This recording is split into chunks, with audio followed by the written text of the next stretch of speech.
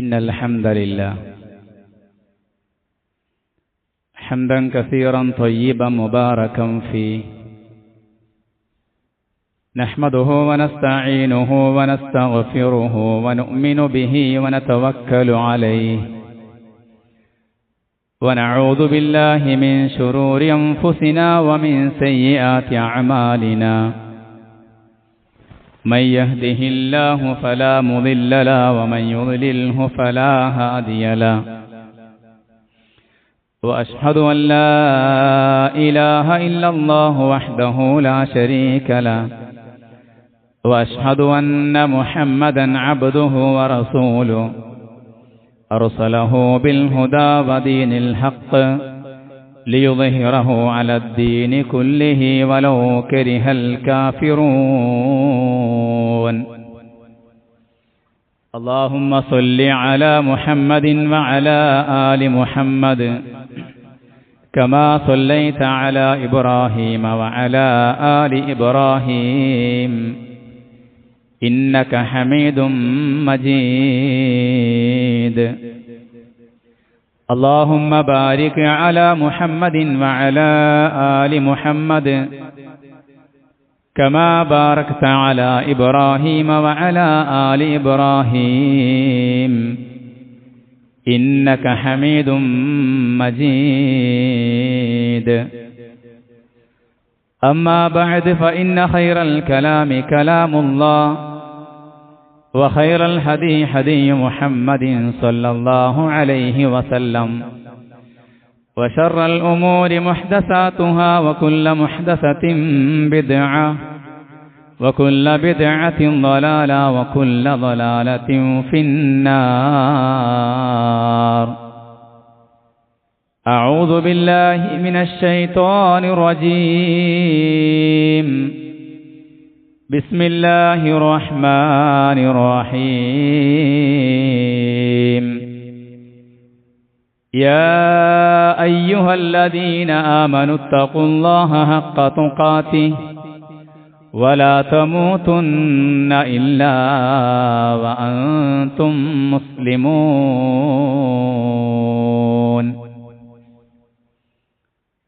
رب اشرح لي صدري ويسر لي أمري واحلل عقدة من لساني يفقهوا قولي. ഏറെ സ്നേഹം നിറഞ്ഞ സത്യവിശ്വാസികളെ, സത്യവിശ്വാസിനികളെ, ജീവിതത്തിൽ നമ്മെ സൃഷ്ടിച്ച് പരിപാലിച്ചു കൊണ്ടിരിക്കുന്ന റബ്ബിന്റെ വിധിവിലക്കുകൾ സൂക്ഷിച്ചു പാലിച്ചുകൊണ്ട് തഖ്വയോടുകൂടി ഈമാൻ നിലനിർത്തിക്കൊണ്ട് ജീവിതം മുന്നോട്ട് നയിക്കണമെന്ന് സ്വന്തത്തെ മറക്കാതെ തന്നെ ഓരോരുത്തരെയും ഉപദേശിക്കുകയാണ്, വസിയ്യത്ത് ചെയ്യുകയാണ്.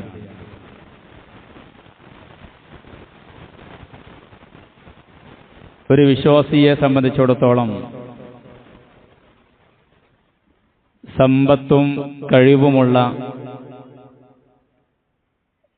ഒരാൾക്ക് ജീവിതത്തിൽ ഒരിക്കൽ നിർബന്ധമായ കർമ്മമാണ് ഹജ്ജും ഉംറയും എന്നുള്ളത്. കാരണം പരിശുദ്ധ ഇസ്ലാമിന്റെ പഞ്ചസ്തംഭങ്ങളിൽ ഒന്നായി പ്രവാചകനിലൂടെ പഠിപ്പിക്കപ്പെട്ട ഒന്നാണ് ഹജ്ജ് എന്നുള്ളത്. അൽഹംദുലില്ലാഹ്, നമ്മുടെ നാടുകളിൽ നിന്നും ഒരുപാട് ആളുകൾ ആ ഒരു വലിയ സൽക്കർമ്മം നിർവഹിക്കുവാൻ വേണ്ടി പുറപ്പെട്ടുകൊണ്ടിരിക്കുകയാണ്. അല്ലാഹു സുബ്ഹാനഹു വ തആല അവർക്കെല്ലാം ഇഖ്ലാസോടുകൂടി ആഫിയത്തോടുകൂടി ഹജ്ജ് കർമ്മം നിർവഹിച്ച് തിരിച്ചെത്തുവാനുള്ള സൗഭാഗ്യം റബ്ബ് നൽകി അനുഗ്രഹിക്കുമാറാകട്ടെ. എന്നാൽ സഹോദരി സഹോദരന്മാരെ, നമ്മിൽ അധികം ആളുകളും ഈ ഒരു മഹത്തായ കർമ്മത്തിന് ആഗ്രഹിക്കുന്നവരാണ്. സാമ്പത്തികമായും ശാരീരികമായും ഒക്കെ കഴിവുണ്ടായിട്ടും പല കാരണങ്ങളാൽ ഈ വർഷം ഹജ്ജിന് പോകാൻ സാധിക്കാത്ത ആളുകളുണ്ട്. എന്നാൽ ഈ കഴിവില്ലാത്ത ആളുകളും മനസ്സുകൊണ്ട് അതിനെ ആഗ്രഹിക്കുന്നവരും ധാരാളമാണ്. ഹജ്ജിന് പോകുന്ന ആളുകൾ നമ്മുടെ കൈപിടിച്ച് നമ്മെ കെട്ടിപ്പിടിച്ച് യാത്ര ചോദിക്കുമ്പോൾ നമ്മളൊക്കെ പറയാറുള്ള കാര്യമാണ്, എല്ലാവർക്കും ഹജ്ജ് നിർവഹിക്കാനുള്ള സൗഭാഗ്യത്തിനു വേണ്ടി പ്രാർത്ഥിക്കണം എന്നൊക്കെ നമ്മൾ പറയാറുള്ള വിഷയമാണ്. എന്നാൽ പ്രിയപ്പെട്ടവരെ, ഈ ഹജ്ജിന്റെ പ്രതിഫലം എന്നുള്ളത് വലുതാണ്. വലിയ പ്രതിഫലമാണ്, വലിയ കൂലിയാണ് അല്ലാഹു സുബ്ഹാനഹു വ തആല ഹജ്ജിന് നിശ്ചയിച്ചിട്ടുള്ളത്. നബി സല്ലല്ലാഹു അലൈഹി വസല്ലമയിൽ നിന്നും കേട്ടതായി അബൂ ഹുറൈറ റളിയല്ലാഹു അൻഹു പറയുന്നതായി നമുക്ക് കാണാൻ സാധിക്കും. മൻ ഹജ്ജ ലില്ലാഹി ഫലം യർഫുസ് വലം യഫ്സുഖ്. ആരെങ്കിലും ഒരാൾ അല്ലാഹുവിനായി ഹജ്ജ് ചെയ്യുകയും എന്നാൽ അതിൽ സ്ത്രീ പുരുഷ സംസർഗമോ ദുർവൃത്തിയോ ചെയ്യാതിരിക്കുകയും, അതായത് ഹജ്ജ് ബാത്തിലാകുന്ന കാര്യങ്ങൾ ചെയ്യാതിരിക്കുകയും ചെയ്താൽ റജഅക യൗമ വലദതുഹു ഉമ്മുഹു. അതായത് ഒരാളെ തന്റെ ഉമ്മ പ്രസവിച്ച ദിവസത്തിൽ ഏത് അവസ്ഥയിലാണോ ഉള്ളത് ആ ഒരു മനസ്സോടുകൂടി ആ ഒരു അവസ്ഥയിൽ കുറ്റം ചെയ്യാത്തവനായിക്കൊണ്ട് ശുദ്ധ മനസ്സുള്ളവനായിക്കൊണ്ട് അവൻ തിരിച്ചെത്തുമെന്ന് റസൂലുള്ളാഹി സ്വല്ലല്ലാഹു അലൈഹി വസല്ലം പറയുകയാണ്. അതായത് എല്ലാ നിബന്ധനകളും അതിന്റെ ഷർത്തുകളും ഫർളുകളും ഒക്കെ പാലിച്ചുകൊണ്ട് ഹജ്ജ് കർമ്മം പൂർത്തിയാക്കിയവൻ പ്രസവിക്കപ്പെട്ട കുട്ടിയുടെ പരിശുദ്ധിയിൽ പെടുമെന്നുള്ളത് റസൂലുള്ളാഹി സ്വല്ലല്ലാഹു അലൈഹി വസല്ലം പഠിപ്പിക്കുകയാണ്. അതുകൊണ്ടാണ് പ്രിയപ്പെട്ടവരെ, ആരോഗ്യവും സമ്പത്തുമുള്ള ആളുകൾ ഈ കർമ്മം ചെയ്യൽ നിർബന്ധമാണ് എന്ന് പറയുവാനുള്ള കാരണം, സാമ്പത്തികമായിട്ടും ആരോഗ്യപരമായിട്ടും കഴിവുണ്ടായിട്ടും ഒരാൾ ഈ കർമ്മം നിർവഹിച്ചിട്ടില്ല എങ്കിൽ പ്രിയപ്പെട്ടവരെ, ഒരു നിർബന്ധ കർമ്മം ഉപേക്ഷിച്ചതിന്റെ കുറ്റം അയാൾക്ക് ലഭിക്കുമെന്ന് നമ്മൾ കൃത്യമായി മനസ്സിലാക്കേണ്ടതുണ്ട് എന്നുള്ളതാണ്. എന്നാൽ പ്രിയപ്പെട്ടവർ, ഇതോടൊപ്പം തന്നെ നാം എല്ലാവരും തന്നെ ചെറിയ ഒരു ശ്രദ്ധ കൊടുത്താൽ ഓരോ ദിവസവും നമ്മൾ നിർവഹിക്കുന്ന പല കർമ്മങ്ങളും അതിന്റെ ഈ ഒരു പ്രതിഫലം മനസ്സിലാക്കിക്കൊണ്ട് നിർവഹിച്ചു കഴിഞ്ഞാൽ ഹജ്ജ് ചെയ്ത പ്രതിഫലം നേടിയെടുക്കുവാൻ സാധിക്കുമെന്ന് അല്ലാഹു സുബ്ഹാനഹു വ തആല നമുക്ക് നൽകിയ വലിയ ഒരു അനുഗ്രഹമാണ്. ചില കർമ്മങ്ങൾ നിർവഹിച്ചു കഴിഞ്ഞാൽ ഹജ്ജിന്റെ കൂലിയുണ്ട് എന്ന് റസൂലുള്ളാഹി സ്വല്ലല്ലാഹു അലൈഹി വസല്ലം പറഞ്ഞിട്ടുണ്ട്. അതിൽ ഒന്നാമത്തത് പ്രിയപ്പെട്ടവരെ, നല്ല നീയത്തുണ്ടാവുക എന്നുള്ളതാണ്. കാരണം ഒരാൾ ഒരു സൽക്കർമ്മം നിർവഹിക്കുവാൻ വേണ്ടി നീയത്താക്കി കഴിഞ്ഞാൽ അത് പല കാരണങ്ങൾ കൊണ്ടും അയാൾക്ക് ചെയ്യാൻ സാധിച്ചിട്ടില്ലെങ്കിൽ അയാൾക്ക് ആ സൽക്കർമ്മം ചെയ്തതിന്റെ കൂലി ലഭിക്കുമെന്ന് റസൂലുള്ളാഹി സ്വല്ലല്ലാഹു അലൈഹി വസല്ലം പഠിപ്പിച്ചിട്ടുണ്ട്. റസൂലുള്ളാഹി പറഞ്ഞു, ഇന്നമദ് ദുനിയാ ലി അർബഅതി നഫരിൻ. അതായത് ദുനിയാവിൽ 4 വിഭാഗം ആളുകളുണ്ട്. അത് റസൂലുള്ളാഹി സ്വല്ലല്ലാഹു അലൈഹി വസല്ലം പഠിപ്പിക്കുകയാണ്. അബ്ദിൻ റസഖഹുല്ലാഹു മാലം വ ഇൽമ. അതായത് ഒരാൾക്ക് അല്ലാഹു സുബ്ഹാനഹു വ തആല മാലും ഇൽമും നൽകി, അതായത് സമ്പത്തും ഒരാൾക്ക് അല്ലാഹു അറിവും നൽകി. അങ്ങനെ ഫഹുവ യത്തഖി ഫീഹി റബ്ബഹു വയസിലു ഫീഹി റഹിമഹു. അയാൾക്ക് അല്ലാഹു സുബ്ഹാനഹു വ തആല നൽകിയ ആ സമ്പത്ത് കൊണ്ടും അറിവ് കൊണ്ടും അയാൾ അല്ലാഹുവിനെ സൂക്ഷിക്കുകയും അവൻ കുടുംബബന്ധം ചേർക്കുകയും ചെയ്തു.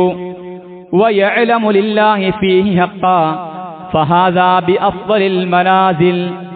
അങ്ങനെ അല്ലാഹുവിനുള്ള ബാധ്യതകൾ തിരിച്ചറിഞ്ഞുകൊണ്ട് അയാൾക്ക് അല്ലാഹു നൽകിയ ഈ സമ്പത്ത് കൊണ്ടും അറിവ് കൊണ്ടും അയാൾ പ്രവർത്തിച്ചു കഴിഞ്ഞാൽ അവൻ ഏറ്റവും ഉയർന്ന നിലയിലാണ് എന്ന് റസൂലുള്ളാഹി സ്വല്ലല്ലാഹു അലൈഹി വസല്ലം പഠിപ്പിക്കുകയാണ്. ശേഷം സൂചിപ്പിക്കുകയാണ്, വ അബ്ദിൻ റസഖഹുല്ലാഹു ഇൽമൻ വലം യർസുഖുഹു മാലാ. ഒരാൾക്ക് അല്ലാഹു സുബ്ഹാനഹു വ തആല ഇൽമ നൽകി, നല്ല അറിവ് നൽകിയിട്ടുണ്ട്. പക്ഷേ വലം യർസുഖുഹു മാലാ, എന്നാൽ അയാൾക്ക് അല്ലാഹു സമ്പത്ത് നൽകിയില്ല. ഫഹുവ സാദിഖുൻ നിയ്യ. അയാൾക്ക് നല്ല മനസ്സിൽ നല്ല നിയ്യത്തുണ്ട്. എന്താണ്? യഖൂൽ, അവൻ പറയും, ലൗ അന്നലി മാലൻ ലഅമിൽതു ബിഅമലി ഫുലാൻ. അതായത് മറ്റേയാൾക്ക് നൽകിയ പോലെ സമ്പത്തും എനിക്ക് നൽകിയിരുന്നുവെങ്കിൽ അയാൾ പ്രവർത്തിച്ച പോലെ ഞാനും പ്രവർത്തിക്കുമായിരുന്നു എന്ന് നല്ല നിയ്യത്തോടുകൂടി ഇഖ്ലാസോടുകൂടി ഒരാൾ പറയുകയാണ്. ഫഹുവ ബിനിയ്യതിഹി ഫഅജ്റുഹുമാ സവാ. അവന്റെ ഉദ്ദേശത്തിലാണ്. അതുകൊണ്ട് രണ്ടുപേരും പ്രതിഫലത്തിന് തുല്യരാണ് എന്ന് റസൂലുള്ളാഹി സ്വല്ലല്ലാഹു അലൈഹി വസല്ലം പഠിപ്പിക്കുകയാണ്.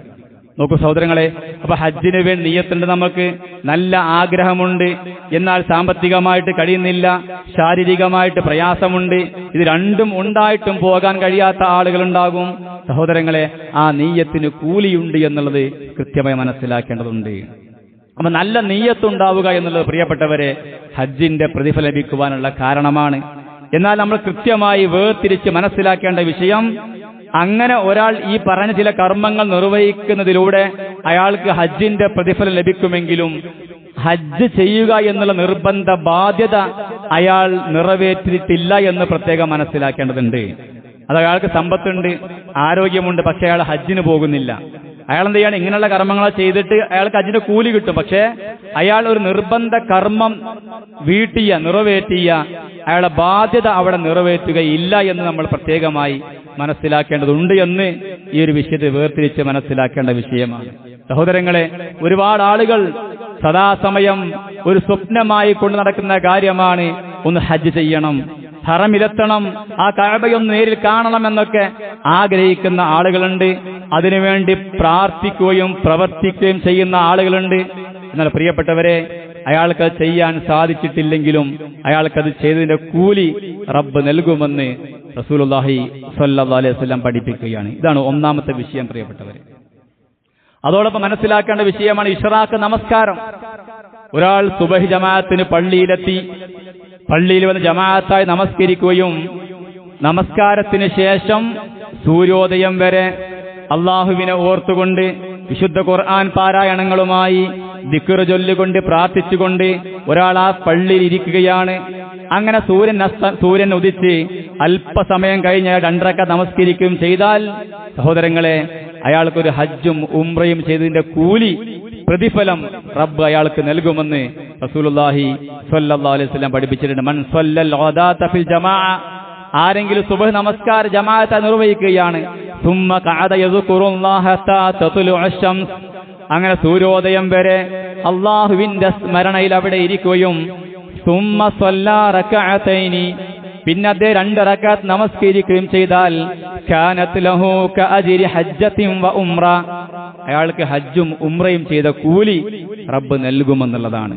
പ്രിയപ്പെട്ടവരെ, ഇത് കൃത്യമായി ഒരു പ്രതിഫലം നമ്മൾ മനസ്സിലാക്കണം. പലപ്പോഴും പല ആളുകളും ഈ പറയുന്ന സൽക്കർമ്മങ്ങൾ ചെയ്യുന്നവരായിരിക്കാം, എന്നാൽ അതിന്റെ ഈ ഒരു പ്രതിഫലം മനസ്സിലാക്കിക്കൊണ്ട് നമ്മൾ പ്രവർത്തിക്കുക എന്നുള്ളതാണ്. ഈ ഒരു പ്രതിഫലം കരസ്ഥമാക്കണമെങ്കിൽ പ്രിയപ്പെട്ടവരെ, ആദ്യം നമ്മൾ സുബഹ് ജമാഅത്തിന് പള്ളിയിലെത്തണം. സുബഹ് ജമാഅത്തിന് നാം പള്ളിയിലെത്താറുണ്ടോ?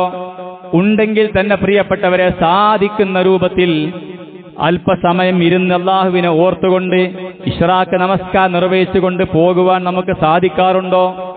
സഹോദരൻ, തുടങ്ങാത്ത ആളുകൾ, തീരെ നിർവഹിക്കാത്ത ആളുകൾ പ്രിയപ്പെട്ടവരെ, ചെറിയ രൂപത്തിൽ അതിന് തുടക്കം കുറിക്കുവാൻ ശ്രദ്ധിക്കണമെന്നുള്ളതാണ്. തുടക്കം മെല്ലെ മെല്ലെയായി പിന്നെ അതൊരു ശീലമാക്കാൻ നമ്മൾ ശ്രദ്ധിക്കണമെന്നുള്ളതാണ്. അതുകൊണ്ട് പ്രിയപ്പെട്ടവരെ, സുബഹ് ജമാഅത്തിന്റെ കാര്യം നമ്മൾ പ്രത്യേകം ശ്രദ്ധിക്കണം. ശക്തമായ മഴയാണ്, തണുപ്പുള്ള സമയമാണ് പ്രിയപ്പെട്ടവരെ. ഈ സമയത്തും ഒരാൾ പള്ളിയിലേക്ക് പുറപ്പെടുക എന്നുള്ളതും വലിയ പ്രതിഫലമുള്ള കാര്യമാണ് എന്ന് നമ്മൾ കൃത്യമായി മനസ്സിലാക്കേണ്ടതുണ്ട്. അതോടൊപ്പം മൂന്നാമതായിക്കൊണ്ട് റസൂലുള്ളാഹി സ്വല്ലല്ലാഹു അലൈഹി വസല്ലം പഠിപ്പിക്കുകയാണ്, ഒരാൾ ഇൽമ നേടാൻ വേണ്ടി, ദീൻ പഠിക്കുവാൻ വേണ്ടി പള്ളിയിലേക്ക് പുറപ്പെട്ടു കഴിഞ്ഞാൽ അയാൾക്ക് ഹജ്ജിന്റെ കൂലി ലഭിക്കുമെന്ന് റസൂലുള്ളാഹി സ്വല്ലല്ലാഹു അലൈഹി വസല്ലം പഠിപ്പിക്കുന്നുണ്ട്. അത് ഇൽമ പഠിക്കാനോ അത് പഠിപ്പിക്കുവാനോ ഉള്ള ഉദ്ദേശം കൂടി ആ നിലയ്ക്ക് ഒരാൾ പള്ളിയിലേക്ക് വന്നു കഴിഞ്ഞാൽ പ്രിയപ്പെട്ടവരെ, പള്ളി എന്നുള്ളത് നമുക്കറിയാം കേവല നമസ്കാരത്തിന് വേണ്ടി മാത്രമുള്ള ഒരു സ്ഥലമല്ല, മറിച്ച് ദീൻ പഠിക്കുവാനുള്ള കേന്ദ്രം കൂടിയാണ് പള്ളി എന്നുള്ളത്. അതുകൊണ്ട് റസൂലുള്ളാഹി സ്വല്ലല്ലാഹു അലൈഹി വസല്ലം പഠിപ്പിക്കുകയാണ്, ആരെങ്കിലും അറിവ് നേടണം എന്ന ഉദ്ദേശത്തിൽ ഒരാൾ ആ നിലയ്ക്ക് പള്ളിയിലേക്ക് പുറപ്പെട്ടു കഴിഞ്ഞാൽ അവന് കാന ലഹു കഅജ്രി ഹാജിൻ താമൻ ഹജ്ജതുഹു, അവന് ഒരു പൂർണ്ണമായ ഹജ്ജിന്റെ കൂലിയുണ്ട് എന്ന് റസൂലുള്ളാഹി സ്വല്ലല്ലാഹു അലൈഹി വസല്ലം പഠിപ്പിക്കുകയാണ്. പ്രിയപ്പെട്ടവരെ, നമ്മുടെയൊക്കെ പള്ളിയിൽ എന്തെങ്കിലും ഒരു ക്ലാസ് ഉണ്ടെന്ന് കേൾക്കുമ്പോൾ എണീറ്റ് പോകുന്നവരാകരുത് നമ്മൾ. സുബഹിക്ക് ശേഷം ഒരു 5 മിനിറ്റ് ക്ലാസ് ഉണ്ടെങ്കിൽ സഹോദരങ്ങളെ, അതൊന്നിരുന്ന് കേൾക്കാൻ, അതിലൂടെ നമുക്ക് അറിവ് നേടുകയും അതോടൊപ്പം തന്നെ ഒരാൾ ഹജ്ജ് നിർവഹിച്ചതിന്റെ കൂലി കരസ്ഥമാക്കുകയും ചെയ്യാൻ അതുകൊണ്ട് സാധിക്കുമെന്ന് നമ്മൾ പ്രത്യേകമായി മനസ്സിലാക്കേണ്ടതുണ്ട് എന്നുള്ളതാണ്. അതുകൊണ്ട് ഈ ഒരു അവസരങ്ങൾ കൃത്യമായി ഉപയോഗപ്പെടുത്തണമെന്ന് ഈ ഒരു അവസരത്തിൽ ഓർമ്മപ്പെടുത്തുകയാണ്. ഇതൊക്കെ പ്രിയപ്പെട്ടവരെ വലിയ അധ്വാനങ്ങളില്ലാതെ അല്ലാഹു സുബ്ഹാനഹു വ തആല നമുക്ക് നൽകിയ വലിയ ഓഫറുകളാണ്. ഈ ഓഫറുകൾ കരസ്ഥമാക്കുവാൻ വേണ്ടി നമ്മൾ പ്രത്യേകം ശ്രദ്ധിക്കണമെന്ന് സൂചിപ്പിക്കുകയാണ്. പ്രത്യേകിച്ച് ഈ നമ്മൾ കടന്നുപോയിക്കൊണ്ടിരിക്കുന്ന ഈ ദിനങ്ങൾ നമ്മൾ കഴിഞ്ഞ ഖുതുബയിൽ വിശദമായി മനസ്സിലാക്കിയതാണ്. ഇഹലോകത്തെ ഏറ്റവും ശ്രേഷ്ഠമായ പകലുകൾ ദുൽഹിജ്ജ 1 മുതൽ 10 വരെയുള്ള ദിനങ്ങളാണ്. ഈ ദിനങ്ങളിൽ നമ്മൾ ഈ രൂപത്തിൽ സൽക്കർമ്മങ്ങൾ ധാരാളമായി പ്രാവർത്തികമാക്കുവാനും അത് തുടങ്ങാത്ത ആളുകൾ അതിന് തുടക്കം കുറിക്കുവാനും ഈ സമയം ഉപയോഗപ്പെടുത്താനെന്ന് പ്രത്യേകമായി ഓർമ്മപ്പെടുത്തുകയാണ്. അതോടൊപ്പം നാലാമതായി സൂചിപ്പിക്കാനുള്ള പ്രിയപ്പെട്ടവരെ, പള്ളിയിലേക്ക് ഒരാൾ ഫർള് നമസ്കാരത്തിന് വേണ്ടി പള്ളിയിലേക്ക് പോയി കഴിഞ്ഞാൽ അയാൾക്കും അത് ലഭിക്കുന്ന പ്രതിഫലമാണ് ഒരു ഹജ്ജിന്റെ പ്രതിഫലമെന്ന് റസൂലുള്ളാഹി സ്വല്ലല്ലാഹു അലൈഹി വസല്ലം പഠിപ്പിക്കുകയാണ്. മൻ ഖറജ മിൻ ബൈതിഹി മുതതഹിറൻ ഇല സ്വലാത്തിൽ മക്തൂബ, ആരെങ്കിലും തന്റെ വീട്ടിൽ നിന്ന് വുളു എടുത്തുകൊണ്ട് നിർബന്ധ നമസ്കാരത്തിന് വേണ്ടി പള്ളിയിലേക്ക് പുറപ്പെട്ടാൽ അവൻ നമസ്കരിച്ചു കഴിഞ്ഞാൽ ഫഅജ്റുഹു കഅജ്രിൽ ഹാജിൽ മുഹ്രിം, അയാൾക്കും ഇതുപോലെ ഒരു ഹജ്ജ് നിർവഹിച്ച പ്രതിഫലം അയാൾക്ക് ലഭിക്കുമെന്ന് റസൂലുള്ളാഹി സ്വല്ലല്ലാഹു അലൈഹി വസല്ലം പഠിപ്പിക്കുകയാണ്. അതുകൊണ്ട് പ്രിയ സഹോദരി സഹോദരന്മാരെ, ഈ രൂപത്തിൽ റസൂൽ പറയാണ്, ഒരാൾ ഫർള് നമസ്കരിച്ചു കഴിഞ്ഞാൽ പള്ളിയിൽ പോയി ജമാഅത്തായി ഫർള് നമസ്കരിച്ചു കഴിഞ്ഞാൽ അയാൾക്ക് ഹജ്ജിന്റെ പ്രതിഫലമാണെങ്കിൽ, അതോടൊപ്പം തന്നെ ഒരാൾ ളുഹാ നമസ്കാരം ഉദ്ദേശിച്ചാണ് പുറപ്പെട്ടതെങ്കിൽ അയാൾക്ക് ഉംറയുടെ കൂലിയുണ്ട് എന്ന് റസൂലുള്ളാഹി സ്വല്ലല്ലാഹു അലൈഹി വസല്ലം പഠിപ്പിക്കുകയാണ്. ളുഹാ നമസ്കാരം നമുക്കറിയാം, സൂര്യൻ ഉദിച്ച് അല്പം സമയം കഴിഞ്ഞ് ഇഷ്റാഖ് നമസ്കാരവും ളുഹാ നമസ്കാരവും ഒരു നമസ്കാരമാണ്, പ്രത്യേകം മനസ്സിലാക്കേണ്ടതുണ്ട്. ഒരാൾ സുബഹി നമസ്കാരം കഴിഞ്ഞ് പള്ളിയിൽ ഇരുന്ന് സൂര്യൻ ഉദിച്ച് അല്പസമയം കഴിഞ്ഞ് നമസ്കരിക്കുമ്പോൾ അത് ഇഷ്റാഖ് നമസ്കാരം എന്ന പേരും, എന്നാൽ ളുഹറിന് മുമ്പായി ഒരാൾ നമസ്കരിക്കുക അതിന്റെ പേര് ളുഹാ നമസ്കാരം എന്നും പറയപ്പെടാറുണ്ട്. രണ്ട് നമസ്കാരവും ഒന്ന് തന്നെയാണ്. അതിൽ പറഞ്ഞ പ്രതിഫലമാണ് ഒരാൾ ഈ രൂപത്തിൽ നിർവഹിച്ചു കഴിഞ്ഞാൽ പള്ളിയിൽ വന്ന് ളുഹാ നമസ്കരിച്ചു കഴിഞ്ഞാൽ അവനക്ക് ഉംറയുടെ കൂലിയുണ്ട് എന്ന് റസൂലുള്ളാഹി സ്വല്ലല്ലാഹു അലൈഹി വസല്ലം പഠിപ്പിക്കുകയാണ്. അതുകൊണ്ട് പ്രിയപ്പെട്ട നമ്മൾ കൃത്യമായി 5 വക്ത് പള്ളിയിൽ വന്ന് ജമാഅത്തായി നമസ്കരിച്ചാൽ ഒരു ദിവസം 5 ഹജ്ജിന്റെ കൂലി വാങ്ങുവാൻ നമുക്ക് സാധിക്കുമെന്ന് മനസ്സിലാക്കേണ്ടതുണ്ട്. പ്രിയപ്പെട്ട വലിയ പ്രതിഫലം കരസ്ഥമാക്കുവാനുള്ള അവസരമാണ് നമ്മൾ നിർവഹിക്കുന്ന പല സൽക്കർമ്മങ്ങളുമെന്ന് നമ്മൾ കൃത്യമായി മനസ്സിലാക്കേണ്ടതുണ്ട്. ഒരാൾ ജമാഅത്തെ നമസ്കരിച്ചു കഴിഞ്ഞാൽ അയാൾക്ക് മറ്റു പല പ്രതിഫലങ്ങളുമുണ്ട്. എന്നാൽ അക്കൂട്ടത്തിൽ റസൂലുള്ളാഹി സ്വല്ലല്ലാഹു അലൈഹി വസല്ലം പഠിപ്പിക്കപ്പെട്ട കാര്യമാണ് ഈ രൂപത്തിൽ ഹജ്ജിന്റെ കൂലി ഒരാൾക്ക് ലഭിക്കുമെന്ന് പഠിപ്പിച്ചിട്ടുണ്ട്. അതോടൊപ്പം നമസ്കാരം കഴിഞ്ഞ് ഒരാൾ നമസ്കാര ശേഷമുള്ള ദിക്റുകൾ കൃത്യമായി നിർവഹിച്ചു കഴിഞ്ഞാൽ അതിന്റെ പ്രതിഫലവും റസൂലുള്ളാഹി സ്വല്ലല്ലാഹു അലൈഹി വസല്ലം പഠിപ്പിക്കുന്നുണ്ട്. നമസ്കാരം കഴിഞ്ഞ് പ്രിയപ്പെട്ടവരെ, ചുരുങ്ങിയ നമ്മൾ ദിക്റുകൾ ചൊല്ലി ചുരുങ്ങിയ മിനിറ്റുകൾക്കുള്ളിൽ നമ്മൾ പള്ളിയിൽ ഇരുന്നു കൊണ്ട് നിർവഹിച്ചു കഴിഞ്ഞാൽ അതിന്റെ പ്രതിഫലം സൂചിപ്പിക്കുന്ന ഒരു ഹദീസിൽ നമുക്ക് കാണുവാൻ സാധിക്കും. ഒരിക്കൽ ഒരു ദരിദ്രനായ സ്വഹാബി റസൂലുള്ളാഹി സ്വല്ലല്ലാഹു അലൈഹി വസല്ലം വന്നുകൊണ്ട് പറയുകയാണ്, നബിയോട് പറഞ്ഞു, ദഹബ അഹ്ലുദ് ദുസൂരി മിനൽ അംവാലി ബിദ്ദറജാത്തിൽ ഉലാ വന്നഈമിൽ മുഖീം, സമ്പത്തുള്ള ആളുകൾ, അതാണ് റസൂലേ, സമ്പത്തുള്ള ആളുകൾ സ്ഥിരവും ഉന്നതവുമായ അനുഗ്രഹങ്ങളും പദവികളുമായി പോവുകയാണ്. യുസല്ലൂന കമാ നുസല്ലി, അവർ നമ്മൾ നമസ്കരിക്കുമ്പോൾ നമസ്കരിക്കുന്നുണ്ട്. വയസൂമൂന കമാ നസൂമു, ഞങ്ങൾ നോമ്പനുഷ്ഠിക്കുന്ന പോലെ തന്നെ അവർ നോമ്പനുഷ്ഠിക്കുന്നുണ്ട്.